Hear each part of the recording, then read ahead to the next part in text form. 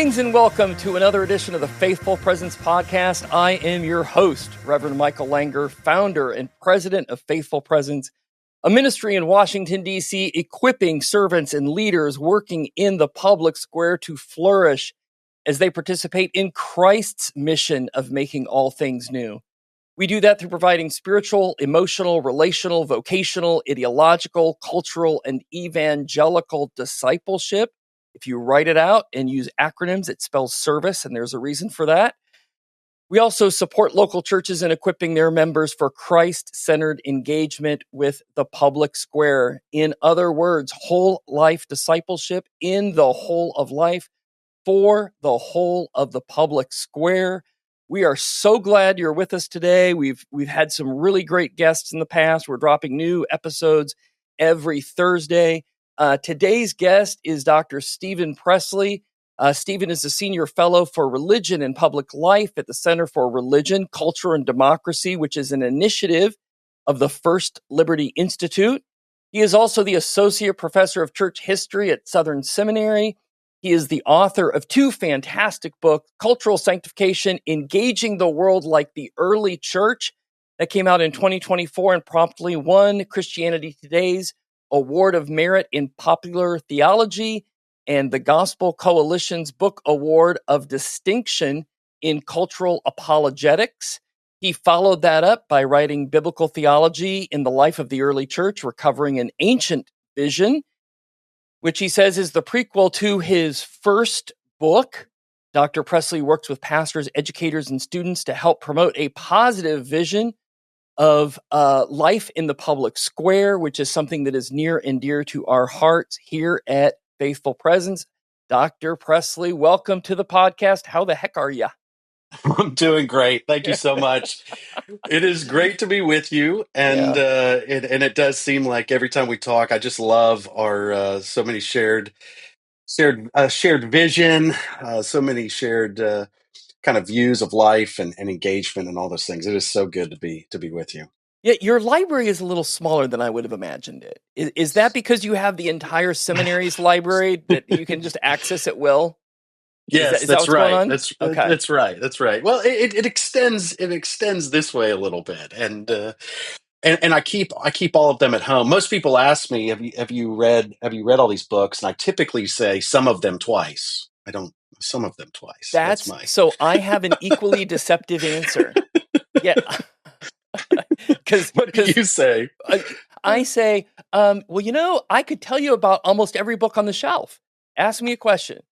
And then they forget that I haven't answered the question if I've actually read all of the books. But I'm like, yeah, ask me a question about any of the books here. I'd be happy to tell you about them. I have read most of mine are upstairs. I actually spent some time over the summer coding mine to the Library of Congress because Excellent. it's, I don't know, it's what the special people do in their spare time. You are an inspiration. I need to do that. Mine are just sort of randomly and haphazardly somewhat organized in their arrangement. But see, this is because you have your Ph.D. and I'm working on mine. And so I'm realizing, so most of my Ph.D. is in, I believe it's BR 115.P7, which is theology in the public square. So I'm like, oh, look, I have like 2 shelves of BR 115P7. That must be where I'm focusing on. So it's a little easier for me to find the books that I kind of want to have that done. Yeah. Hey, so for people who aren't familiar with you, and after these 2 books, we don't really have Zondervan where you walk in and there's all the cool books that you should read, like Left Behind. And I'm trying to picture like a Christian bookstore that's got this like right in between like the history of Christian music or something like that. But for folks who aren't familiar with you, would you tell us a little bit about your work at CRCD and Southern Seminary? Sure, absolutely. I grew up in an evangelical church. I grew up in a Baptist church, and it was a wonderful experience. Came to faith in Christ, was discipled at that church. But when I got to seminary, I went to seminary at Dallas Seminary. I was introduced to the fathers. I mean, I think I had always thought Charles Spurgeon was the oldest church father I had ever known or heard for preached, and then I discovered, wow, there's a lot has sort of happened. Yeah. And so that sort of interest in the fathers spurred me on just really the recovery of the pre-modern tradition. And so that led me to study at the University of St. Andrews and did a PhD in early Christianity. So lived in Scotland for 4 years, which actually introduced me to a whole range of Christian traditions, the long Reformation history of Scotland and a lot of other traditions that are there. And then as I began to study the fathers, something happened. I taught in seminaries for years, taught church history, taught the whole sweep. I began to research and write and publish in early Christianity. And the more I kind of wrote about the early church fathers, the more I realized the resonances with the world in which we lived. I mean, I was steeped in what are called the early Christian apologists who were living these apologetic lives.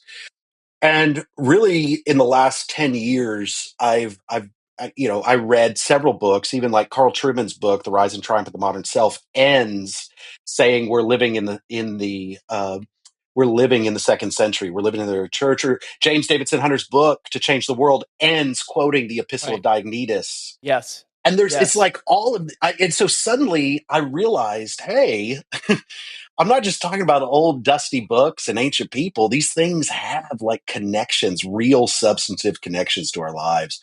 And so that connected me to the work of a CRCD, First Liberty Institute's a religious liberty law firm that does religious liberty litigation. They started an educational wing that does education and promotion within college students and pastors and clergy. And they offered me a job to come and help them, given the stuff these books we're talking about that I'm writing, and I love it. It mirrors a lot of some of the initiatives I know that you're interested in and you're doing. That it just feels like today we have got to recover this vision of an active citizenship, of an engagement in a cultural world that's faithful, that's deeply Christian, and so that's the work I do. And then I continue to teach some courses in church history at Southern and continue to serve as as a member of the faculty at Southern Seminary as well. And so tell me a little bit about, so I went to seminary at the age of 36, married with 4 kids, worked 30 hours a week, went to school full time during the day. I definitely do not recommend that to anybody. That's a hard way to do seminary. So I went to Covenant Seminary, and they had a phrase there, the professors did, for the younger students. They would say things in class like, "Oh, hold on, an important question from somebody who's just come down off the mountain." And I didn't know what they meant initially. And so I asked one of the professors, and he goes, "Oh, we're talking about the guys who just went to Covenant College and then have come to seminary, and they really haven't been out, experienced anything in the world at all. And they've just, gone to college, and now they're going to go into seminary, and now they just kind of want to wax eloquent." And because I was saying, I have no idea what's going on. Like, I literally feel like I'm the dumbest person in the class. And they would be like, "Yeah, if we could just import that into those guys, it would be really great, because you are sitting here going, I don't know anything. Please teach me things." And so one of the things that they would say is that almost every new class that was coming in had 2 things going on simultaneously. One, there was a thinning out of the level of discipleship that they had, of formation that they had in their high school or whatever, and an equal amount of maybe the word is bravado or arrogance. So kind of like, I'm here, give me the degree, I'm going to go do these things. Do you experience that same thing? Have you noticed? And I'm probably going to put you on the hot seat and probably have to edit this out, because you're not going to say, "Yeah, this brand new class is coming in, they're going to be bad." We can edit it. No. I'll say a couple things. Having taught seminary, I taught in seminaries up until I took the job at CRCD. And being on seminary campus and around seminarians, we're really at an interesting time in the church. I think two simultaneous things are happening, and I'd love to hear your thoughts on this. And I think it frames some of the stuff I'm doing. I know stuff you're interested in is you're simultaneously looking, especially post World War II, you're looking at the demise of all denominations. All denominations are going through internal struggles and transitions. You're also looking at sort of the rise of non-denominational churches.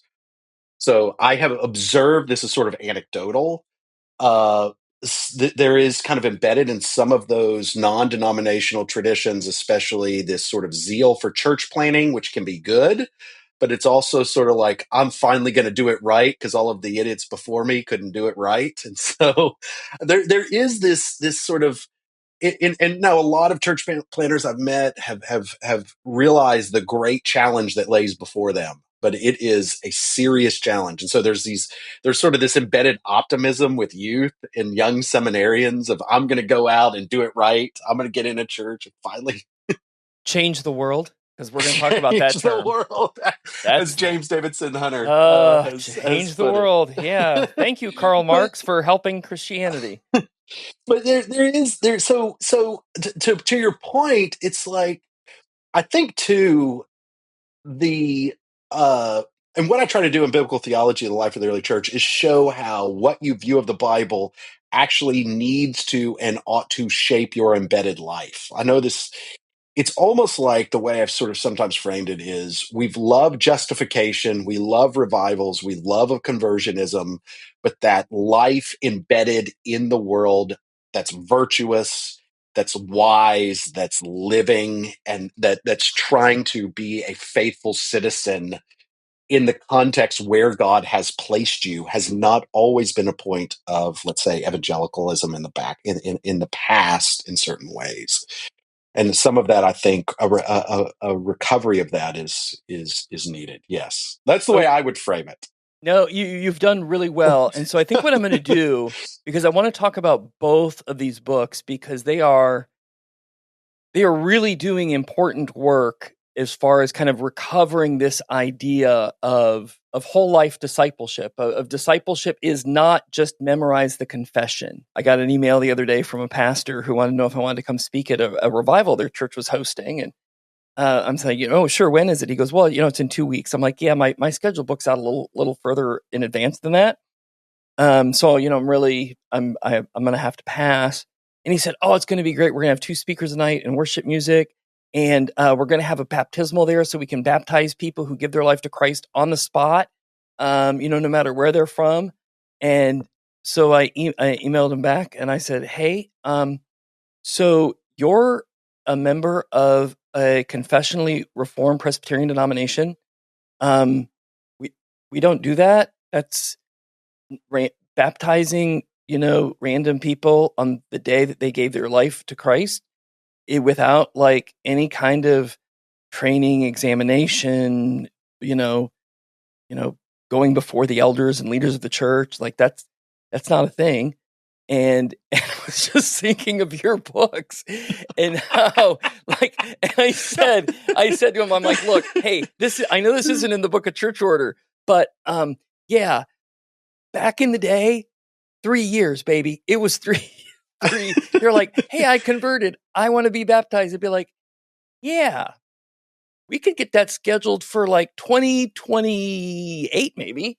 Depending on how you do, and it wasn't just the theological training, as it was the moral assessment. Like, do you understand how difficult this is? Like, this isn't sunshine and roses. And so what I think would be helpful is, we do have, a number of pastors listen to this, and so they'll be familiar with these terms. But we have other folks who maybe aren't as familiar with terms like hermeneutics, systematic theology, how systematic theology and biblical theology aren't the same thing.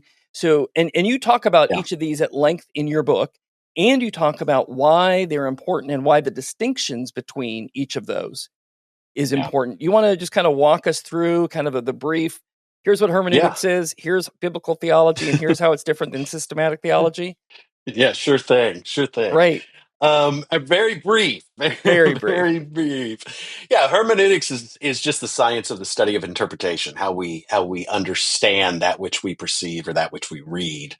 And so, within sort of the broad understanding of hermeneutics, there has arisen different disciplines. One of them being, let's say, biblical studies as a discipline. That is just historically the study of Scripture. And that has evolved, particularly in the modern period. In my biblical theology book, I describe, we were talking about this just before we got on. I described going to a church.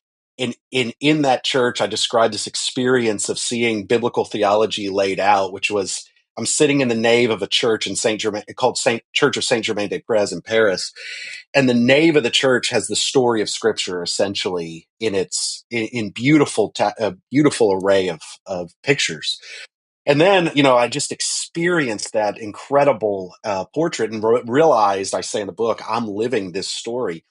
And then I wander off to the front right corner. There's a little alcove, a little there, and find myself standing in front of Rene Descartes' grave, and I just talk about sort of the intellectual Right. kind of whiplash that I had. Yeah. Not, I mean, Descartes, he's a complex figure. So Right, I recognize that, but, I use that to sort of illustrate the rise of the modern kind of the father of modern philosophy, the rise of biblical studies, critical studies that flow from that, and the slow suppression of tradition and of, revelation as a source of authority. So biblical theology actually emerged from biblical studies as a way to put the Bible together in a unity. And we've debated that unity. And I love biblical studies. When I was at St. Andrews, there were a lot of people studying Brever Childs, who is, just a landmark figure in that field. And there's so many. I have so many friends and colleagues, and I have benefited from all of so many books on biblical theology. But I recognized, having wrote Cultural Sanctification, that it's one thing to put the Bible together. It's another thing to live in light of that which you put together. And so that's what I try to argue. I argue that biblical theology is not just systems of unity, of biblical unity that we put together, but we have to inhabit that world that we're describing as we talk about the story of the Bible. So I'm trying to contribute to this conversation of how do we understand the unity of the Bible, but bringing into it what I saw in the early church is, as you just said, you've got to be discipled in this story. I mean, I say in the book, in a famous letter Augustine wrote called "On the Catechizing of the Uninstructed," the Church Father Augustine, the first thing you do with new disciples is you tell them the story of the Bible. Yes. And you got that. I mean, because Augustine knew when he stood up to preach, he needed everyone to sort of perceive themselves as living the same story. And then he would direct them along the lines of how to live in light of the story. And that's Augustine's famous City of God. I mean, City of God is telling the story. And his critique of pagans, all the pagan philosophers, is look, these are all the other stories out there. Don't listen to them. Right. Here's But the you do story of have to know Scripture. but you do have to know the Yeah, story. That's the key, totally. is not ignoring it so when somebody says, "Hey, I'm coming from this perspective. Are you familiar with this?" They're like, "Yeah, I don't read any of that. I only know about the Holy Ghost." That's not Yeah, it's I not mean, helpful. no. Right? I mean, Augustine spends the whole first half of City of God basically just lining up all the optional views of life out Right. there and just destroying them all and responding to them and engaging. At times, he'll talk about their strengths, talks about things they may get right here and there, but none of them offer up that sort of vision of life that you find in the Scriptures. Yeah, that's I don't know if you're familiar with Marilyn Robinson, but like the first church that I planted was in Iowa City, and so I got to engage with her occasionally, kind of tangentially in her orbit. And so she's written I think she wrote Gilead, which won an Yeah. award for Book of the Year, and just a wonderful story about being a pastor and the crazy stuff that goes on inside the pastor's head, right? Yep. But in probably my second or third year in Iowa City, somebody gave me a copy of her book, The Absence of Mind. And in that book, what she does is she's like, okay, so there's these four horsemen of the apocalypse. They're very popular right now. And they are making arguments for atheism. And here's the thing, And if you know anything about the way Marilyn Robinson writes, she writes in just unbelievable prose. But her argument is this: yeah, those arguments are really bad and dumb and logically inconsistent in literally every way. Was it Luther says, it's Luther who says to Melanchthon, no, I'm sorry. He's talking about Erasmus. That's it. Yeah. So I'm sure. Yeah. That makes sense. Yeah. That So makes sense. He's like, says something, I think it's in the Bondage of the Will. He says, "Venerable Erasmus, I've read your most recent thing, and I am always in awe of how you purvey on such fine silver, such dung." And so she's basically saying the same thing. And then she goes, now here's better argument. Here are the better arguments for atheism throughout history.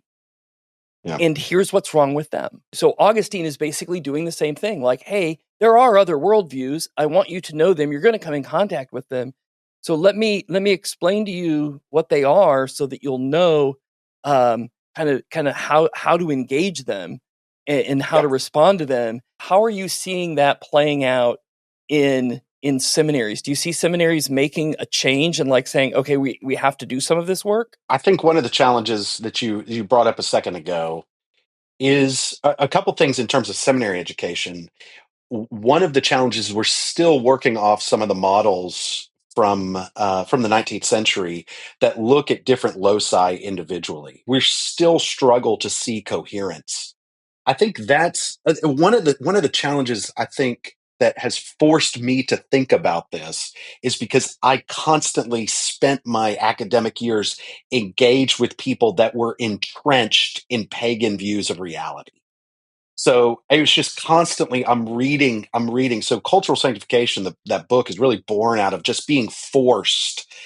And the thing that they were doing, and even after I wrote that book and then wrote Biblical Theology, they're trying to think holistically.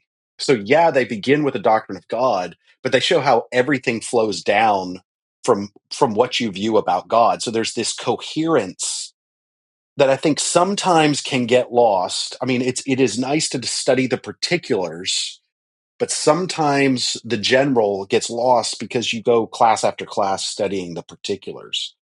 So, and that's what I try to do in biblical theology is bring to a holistic vision of both faith and practice, life and work.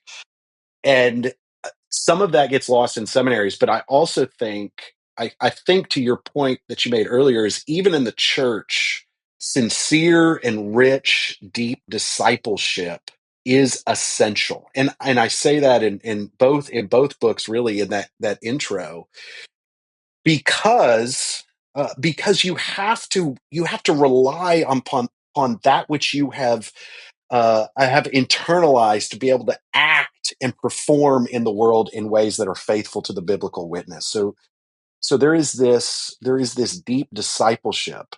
Your illustration earlier about 3 years. I mean, just an interesting story. In the second century, Irenaeus of Lyon, the church father, he compares the Ethiopian eunuch with Paul on Mars Hill. This is in his book because obviously he's dealing with Christians who are questioning kind of the very question you brought up about baptism. And he points out in Acts chapter 8 with the Ethiopian eunuch, the eunuch is reading Isaiah 53. Right. In fact, he uses the term catechesis. It's one of the first times in the text we see the term catechesis, and he says his background in Judaism has forced him to know the Old Testament. So, yeah, okay, he just needs Christ now. And it says Philip from that text from Isaiah 50, he showed him Christ in the Old Testament. And he said, "Is there any reason I shouldn't be baptized?" He says, "Well, no, you have been catechized." Right. That's I in my this email exchange I was having with this guy who wanted to do the baptismal thing there. He's like, "Well, yeah, but Philip and the Ethiopian eunuch, he meets this guy and he's baptized right then." I said, so it says in that passage that he's a God-fearer. And so that means that he's not a random dude. He didn't just show up at the Petra concert, give his life to Christ, and get baptized on stage, by Greg X Volts. You guys can all look that up. but he was a follower. He was in the community. He was kind of identifying as a member Yep. of the people of God, and he's reading Isaiah. And the beautiful thing about that section is just within a few chapters of that, it talks about how I am going to give to the people of Cush and to the people of Ethiopia and to the eunuchs a better covenant, and that Yep. he's reading about what God is doing. Like, there is this thing of restoration coming. And so you're right. And my response was, he already knew it was not a random guy. Yeah. He knew the story. And what Philip does is reorient him to, hey, let me tell you about Jesus and how he puts this whole thing together. And one of the things we've been talking about here for the last 10 minutes or so, you refer to in your book as the rule of faith, Yeah. right? And that the early church fathers had this rule of faith as they're looking at scripture. So you want to kind of unpack the idea of what a rule of faith is and how it was used in the early church, and Yeah, maybe I'd how love we to. could use it now? Yeah. It's interesting if you look at the history of the term rule of faith, it is a prominent term up until the Nicene Creed. Yep. Once the Nicene Creed is codified, the language rule of faith historically does not appear, but it does reappear in Augustine's work on Christian doctrine, especially. He uses it a few other places, but there again, in On Christian Doctrine, Augustine's trying to get back to, how do I differentiate between sort of pagans' views of life, pagan hermeneutics, pagan understandings, and a Christian understanding in particular. He's more focused on Christian understandings, but his larger project is that. So the rule of faith, I first of all talk about faith in a couple senses, because I think the early church is trying to hang together both what we call the fides quae or the fides qua, the embedded faith that you see in Scripture, where you confess a faith. The rule of faith is that object or that description of faith that's often expressed in creeds or in confessions. So you have to have, of course, a personal faith that you trust, and then an explanation of that faith. And that faith was typically confessed at baptism. It described who God is, who Christ is. I say the rule of faith is both narratival, it's narrative, and it's propositional, it's doctrinal. So it describes who God is, who Christ is, with some propositional statements. The attributes of God, deity and humanity, the Spirit, those sorts of things. But it tells the narrative, like God created all things, He sent Christ, He sent the Spirit. He will come again in glory to judge the living and dead and establish a kingdom that have no end. So there's a narrative flow to the rule of faith. So in the early church, there's several texts that talk about the rule of faith is what is confessed at baptism. It is the proclamation that is at baptism. And to sort of give a specific example, when Paul stands up on Mars Hill, and this is what Irenaeus contrasts the Ethiopian eunuch with Paul on Mars Hill. Paul stands before a group of pagan philosophers and all the pagan gods and said, "Let me tell you about the God you do not know." Right. And then he actually begins to give what really amounts to kind of an early rule of faith. And right there, he is demonstrating how long the process of catechesis in that rule takes, because he's got to get them from polytheism to monotheism, from believing there's a process there that he's concerned about syncretism. He's sort of like just adding Jesus to some of the gods, but that rule of faith was what was inculcated in their lives. So when they confessed the faith at baptism, they joined the church. They became part of the church, and then they were a living member of Christ's church, and living their lives in light of that rule of faith they confessed. Now, the data of the rule, the contents of the rule, emerges out of the Bible. So the Bible is the source of authority, but the rule of faith expresses the basic teaching that is given in the Scriptures. A couple weeks ago, in our devotional in the Presence Weekly, I've been kind of using the Presence Weekly to write a whole kind of commentary devotional on First Peter. And one of the articles that I linked to in that was an early church father's guidance about converts and baptism and their vocation. And this wasn't about legalism. It was about, we need to look different. We need to act different. And that means that there may be parts of the way that we were living before and things that we were doing before, like, oh, are you in command of PR for the gladiatorial games? Yeah, you're going to have to resign. So there really was this sense of being a Christian is about all of life. It's not about just like a moniker. But one of the things you say in biblical theology is you say that hermeneutics is not really about procedures, but rather is about the essential questions of reality. That's saying a lot of things right there. That's like a throwdown mic drop. You want to talk about what you mean by that? Yeah, the question of hermeneutics, I think in the modern period, in the 20th century, when Christianity was was clearly sort of the mores of Christianity were binding the Western world together. We felt like that the main issue was issues of method. So we felt like if we handed people the right method, and if they just sat down and learned a biblical Bible study methods or some type of method of interpretation, that we would get them, they would all come out with the same observation.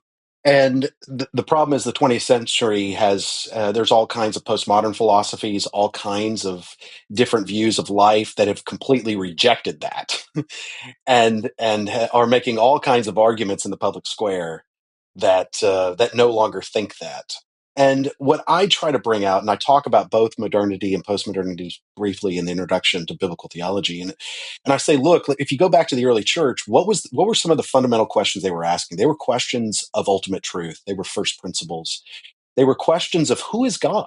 Because once you answer that question, as Paul does on Mars Hill, suddenly things like start to get situated. And I say method is still important. Like observation, interpretation, application, these things are essential. I mean, the monastic tradition is built upon them, but there is a packaging that the early church understood with the rule of faith. Who is God? Who is Christ? It doesn't mean Christians are going to agree. We're definitely not always going to agree about principles about how we live and those sorts of things, but there's some general assumptions that the early church understood that we needed to be on board with to even understand what the scriptures are communicating to us. In the early church, I use the example, it's kind of funny, but Irenaeus, when he's second century church father, when he says, like, basically every time you see the word God in scripture, it means God. Because the Gnostics and other pagans would see the word God and then immediately import whatever their metaphysical assumptions about God were, and they would destroy the text or conform the text. And you know what? Postmoderns are doing the same thing. Others are doing the same thing. They create a God in their own image. And so, look, Irenaeus and the early church is stepping back and saying, look, good metaphysics lead to good hermeneutics, good understandings of God. It doesn't mean we're always going to agree. In fact, they didn't. And that's part of the point, but they had a rule of faith. They had some general kind of assumptions about who God is, some first principles that then could encourage the church to have some serious discussions about public life, how to live in the world, some specific questions about all kinds of things. So that I think is the fundamental issue, and discipleship becomes the basis for having those kinds of conversations. And heretics for a long time have been applying methods that have gotten them to all kinds of things. So we're just gonna go right after it. I mean, there's so much here on biblical theology. You've got on page 152 and 153, and I use a variety of pen, highlighter, and then sometimes I use these little brass bullet tags. Have you seen these? Yeah. So yes, I love them. This is that page for me right here. Like this says, hey, there's some funky stuff going down in the city on these pages. You're going to want to look at these. So you say here, the doctrinal instruction of the early church was centered on the Bible and brought together all the features of interpretation discussed in the previous chapters. There were differences in the structure and content, the content of, will you just say that word for me? Catechetical? Catechetical, there you go. Yeah, catechetical, yeah. not a catalytic converter, but a catechetical arrangement. But generally, the church agreed that catechesis involved both theological and moral instruction. And then on the next page, you follow that up by saying, when catechesis integrates the theological and moral visions of the faith, it forges a whole cultural exegesis.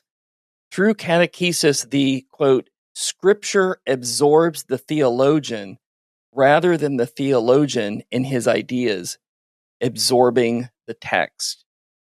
I just want to tell you, like, in the pantheon of great statements, that right there, that is pure gold, my friend. And you know, you're going to try to be really humble here, but this is critically important for the church to get right now. 2 sentences later, you say new members are now committed to a different conception of reality, a distinctly Christian vision of life with a whole new set of political and social entanglements. Yeah. So tell us, that was great for, what, the year 200, but is there any benefit to us here today in the 21st century in post-Christian America? Or, I mean, is this just like, oh, that was interesting reading? Well, I think that's some of the challenge. I mean, you gave the specific example you gave earlier, I think is so helpful. And that's from On the Apostolic Tradition, which is that interview that they would give new converts. And they would walk through their life, like, what do you do for a living? And at the times I've read that to people or used that in class, essentially what would happen is a new convert would show up to the church and they say, you got to interview them and just find out all about their life. And right. People are like, that's invasive. And that's, yes. But some of those, what the basic challenge I have is some of those are those who have been trained and catechized in a Christendom. When they assume that the institutions in which they live and move and have their being are Christian and sympathetic to Christianity. Well, that's not really the world in which we live. And so, like, I think I use Charles Taylor's definition of secular, where he adds, like, secularity does not mean religion is gone. It just means that belief in God is just one option among a whole host of options. And he says, like, frequently not the easiest to embrace. Right. Well, suddenly that means if you genuinely believe in God, it has a bearing upon how you then live and conduct yourself in whatever institution, be it political, be it educational, be it work, economic, whatever. It has a bearing upon the decisions that you make, the choices that you make, the moral life that you have. And suddenly you have to learn how to habit institutions in which you have competing views of life right there. And I think a lot of Christians sort of enjoyed the fruits of sort of the Christian culture that was produced. That culture has shifted, and now there's a lot of fear and trepidation, and we don't know how to inhabit cultural spaces. And I think the early church gives us lots of examples of them trying to inhabit secular spaces. But yeah, we have a deeply complex. I talk about both in cultural centrification. I talk about how we have lost sort of Christian institutions, and now, we do have to figure out how to live and cohabitate among Christian institutions, and we have to follow a Christian moral vision while we're doing so, and that demands wisdom, it demands prudence, it demands all of those cardinal virtues that the Christian tradition has emphasized. And it's going to be a challenge that is going to demand regular discipleship and regular conversations among Christians in organizations like yours that are trying to equip churches to do this work. So one of the things that I frequently find myself interacting with is the house tables that exist in two of Paul's letters and Peter's letters, and specifically the way that those are often viewed as being really patriarchal, really bad for women, Yeah, really kind of pro-slavery. And, so my response is, well, first of all, the word there is not chattel slavery. It's bondservant. It's very yeah, very common economic mechanism that people could use. Right. And so we want to make a distinction between those two things.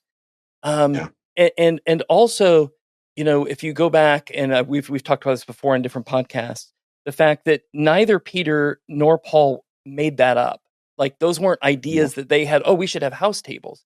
It was, yeah, oh, Aristotle already thought of these things, and we're going to reframe them for Christians because they're familiar with, like, oh, this is how a Roman citizen lives. This is how ethics and virtue happen. So we need to yeah, reframe and reorient that, and that means that we need to not have them basically being pariahs intentionally, right? Because they do have to live in this world, but it is going to mean a recalibration, which means we're gonna talk about the relationship of a husband and wife and parents and children. And the thing that I frequently say is, Aristotle talks about slaves too, and what he has to hmm say about slaves is not awesome. It's like some people are just born to be slaves because that's kind of all they got going. And I know. Mm, also he doesn't address anything to women. I mean, he talks about women. He talks about women to the husbands, but he doesn't address them. And I'm like, so what's happening in this, if you were reading it in the first century, you would say, wait a second, is he talking to bondservants? Is he writing to women? He's writing to people who are going to live in a pre-Christian world, not unlike our post-Christian world, where they're yeah, seen as irrelevant and maybe just extreme radicals. And he's like, you still got to go to work today. You still have to seek the welfare of the city. So I'm really interested in picking up a couple of these themes that you have in cultural sanctification, and one of them, kind of goes with this, the position of Christianity and culture, and one of these things that uh, Alistair McIntyre talks about, which is kind of emotivism is truth. It's however I feel is what is true. And you talk about being fully formed in order to navigate that well, right? Because we do hold to a truth. So you want to talk just a little bit about yeah, the complexity that exists when we hold to a truth, and for everybody else, whatever they're feeling is true. yeah. Yeah, this is, and just to address the point you brought up right before this. I mean, one of the challenges we've had is the Bible has been used to justify so many horrendous things. And that is part of the complexity of living in a post-Christian world that is different than a little bit about the early church, because the early church, sometimes Christianity is unknown, so you're sort of emerging at this point. Now I talk about this at the beginning of cultural sanctification. We have to deal both with sort of the grieving the loss of so many institutions. We have to grieve the things that we have done in the past, and that may involve admitting some things that are not good and that are horrendous and that are, but in some ways then trying to talk about the beautiful vision of human flourishing that comes from the scriptures.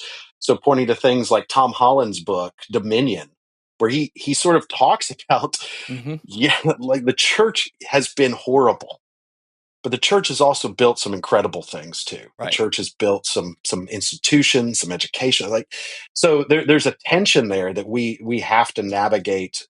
We have to navigate today. And one of the differences about the world in which we live, I think that McIntyre's point of emotivism is challenging. Where, yeah, more moral decisions are based upon preference and on emotions, and truth is internal, uh, and I get to decide, or I create my identity.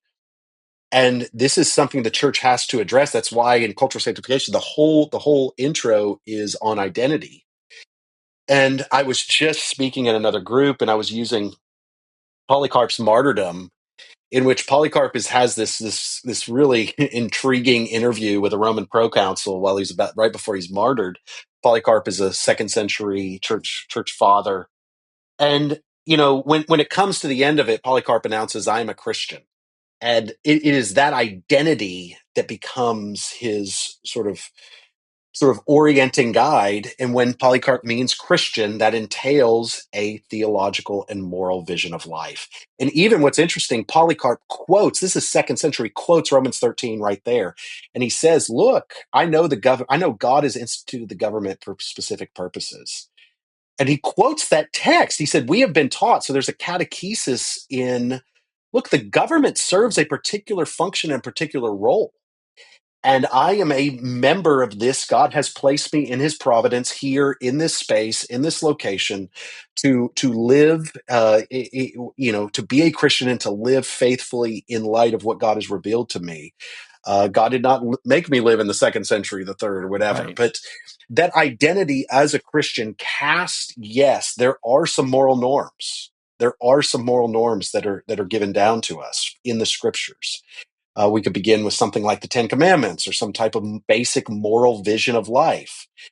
And yes, the specifics, I like the way Robert Benet, he uses the good and bad ways of thinking about religion. He talks about what he calls straight lines and jagged lines. Like there's some specific general moral norms that we can sort of recognize. But yeah, the instantiation of these things, the particularization of these things requires wisdom, prudence, Christians communicating with one another and talking with one another.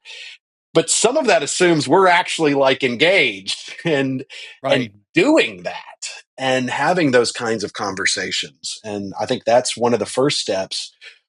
And that ought to flow out of discipleship. In the early church, it was an organic and natural result of their confession. They were embedded in a pagan society. They were facing idols on every corner.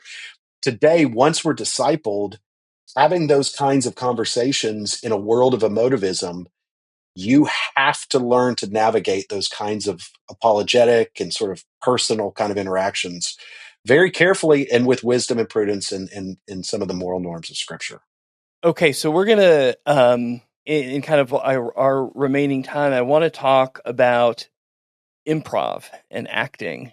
We were talking about this a little bit beforehand, and you write on page 48 of Cultural Sanctification, you say, in sum, nestled between contingency and perfection, the church should learn the art of improvising or living Christianly through the cultivation of faith and virtue, organically embodying a cultural sanctification. So that's, again, there's a reason this book did really well. You say some really important things in here. So talk us through a little bit about what you mean by the church needs to learn to improvise, because some people are going to hear that and say, oh, see, this is the road to progressive wokeism. Like the church has to improvise things. And that's not at all what you mean. You actually mean the exact opposite of that. Do you want to talk a little bit about what it means to improvise? Yeah, and I will say the times I've talked about this, when I bring up improv, we have been enculturated to think of Michael Scott and think of The Office when we think of improv. And I'm glad you went there, because that is exactly it. Right? That's right. That is bad improv. Michael Scarn and that whole scene. We're going to take fruit baskets to all of our old customers. No, that's not what we mean. That's not. Paul and Peter aren't like, you know what we should do? Anybody who's like left the faith, let's get him a fruit basket. Right? Like that. That's that not is this. Bad improv. Right. And the problem is, if you use, I ended up, when I was writing this improv, I used Samuel Wells' book Improv. But after I've written this, I have seen so many people. Van Hoosier in Drama of Doctrine, Kevin Van Hoosier, the theologian, talks about improv. And I've seen it appear in so many other texts. And it really is, I think, a very helpful illustration. But yeah, rightly understood. That whole chapter, I really draw on a guy named Eric Osborne. Ethical Patterns in Early Christian Thought is like the classical work I draw on there. And he talks about the challenge of the early church between the contingencies of the moments that you experience, and then the challenge of seeking holiness in those contingent moments. In the early church, this might have been one day I'm talking to a Stoic, the next day I'm talking to a Gnostic, the next day I'm hanging out at work and there's an Epicurean or a Platonist or whatever. I mean, or someone who is not treating someone in terms of the moral standards of the church or whatever. And so the contingency of the moment demanded a different response. I think you see this in the book of Proverbs. Why are there so many different Proverbs for so many? They're laying down the patterns of life that one ought to live. And that's why in biblical theology, I say, the Proverbs are really central to this vision. Historically, the Proverbs in the wisdom literature, biblical theology has had a hard time of where to put it because it doesn't always fit into the narrative. In the early church, I say it's drawn out. Right. It's really that handbook for life in the kingdom of God, in kind of the story of God. So I draw on improv. I'm thinking more of a jazz artist, someone who has deeply embodied and embraced the Christian view of life, the Christian doctrine, and are learning to navigate the contingencies of life steeped in faith and Christian morality. I want to continue to talk about this because I love jazz. I love Art Pepper. I really love Art Farmer. And on some of the vinyl that I have, you can hear them talking like in the middle of a song. One of them will say, go to E. And it's just like all the musicians, like they're just going to change. We're now in the key of E. Like right now, we're just that's a thing that just happened. But so two things are happening there. They're improvising. Like he's like, I want to do this in E now, right? And so they are. But the other musicians, they don't go. I don't know what that even means. You're like, oh, we're going E. No, E's no problem. I'm going to shift to that.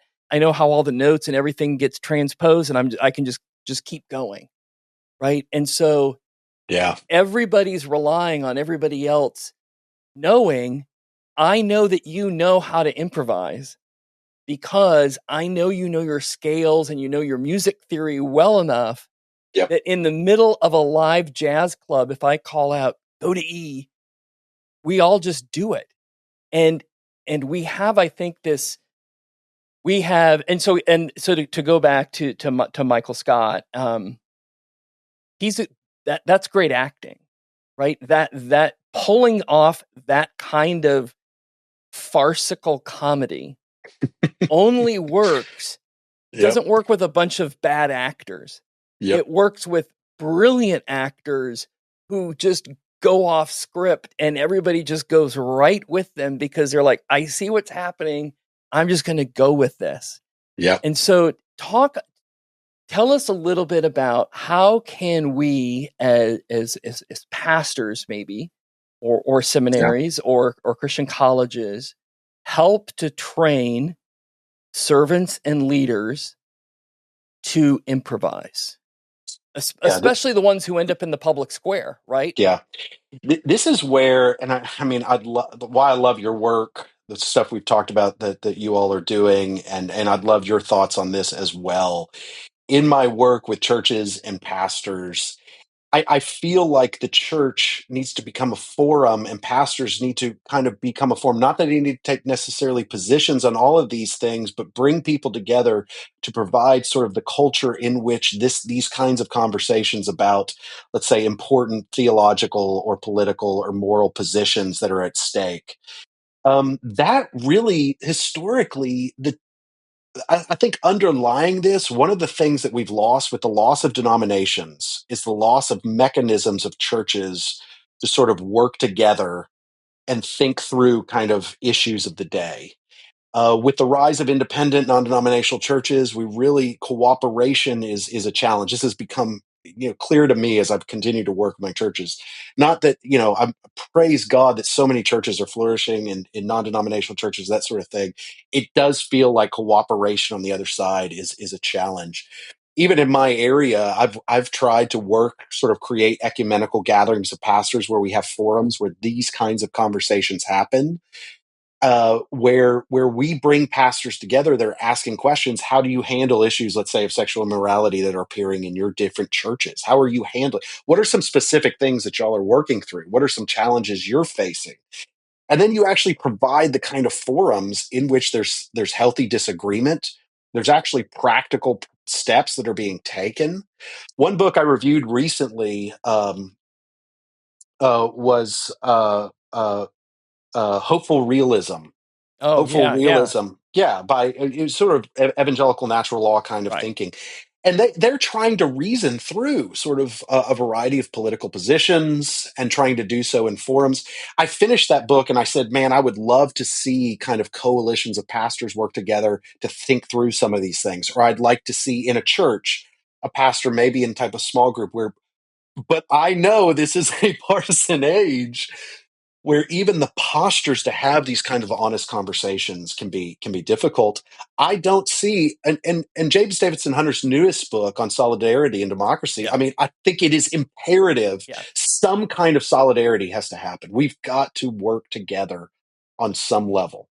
Yeah, the thing that's brilliant about that book is um he's able to say, look, so many people are focused on the fact that we've kind of lost our Christian underpinnings. Like, oh, so I'm Yeah, concerned that that's happened, and so now we seem like it's all lost. And he goes, that's not your biggest problem, because if you've lost your Christian underpinnings, but at least you have the underpinnings of the Enlightenment and the ethics that came with the Enlightenment, at least you'll have that.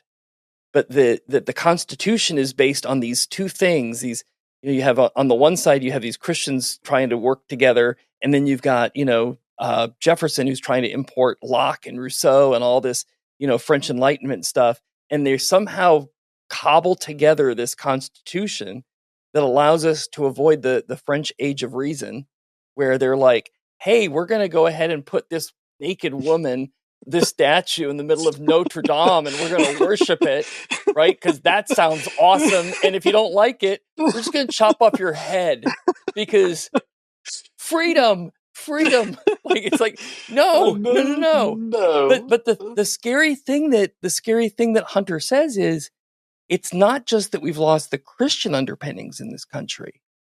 We've lost the Enlightenment underpinnings. And now we have nothing. Yep, And that's the scary thing. yep, The scary yep. thing is there's nothing to hold us together. I And know. and it's so encouraging. It's like a Christmas book, right? It's like, oh, they could make this into like a Hallmark movie. Right? Yeah, I know. I know. I know. um so I want to just kind of maybe just wrap up by saying, tell us a little bit about, like, how would you encourage somebody who's like, you know what, I'm thinking about, I think I'm going to move to Washington, D.C. I think I'm going to devote my life to service in the public square. Hmm. And I know that when I get there, most people are going to, if they find out I'm a Christian, they're going to think I'm a total nut job. How should I be preparing myself for this now? Yeah. And how do I sustain myself while I'm there? What Oh, would you what a say? great question. I'll finish. I'll say two things first. First, I end cultural sanctification with a whole chapter on hope, and I think what really struck me, and I can still remember reading so many texts in the early church, where in 1,000 million ways they're constantly sort of tipping their hat to the recognition of the transcendence and the providence of God, that Christ is going to come again in glory, judge the living and the dead, and establish the kingdom that hath no end.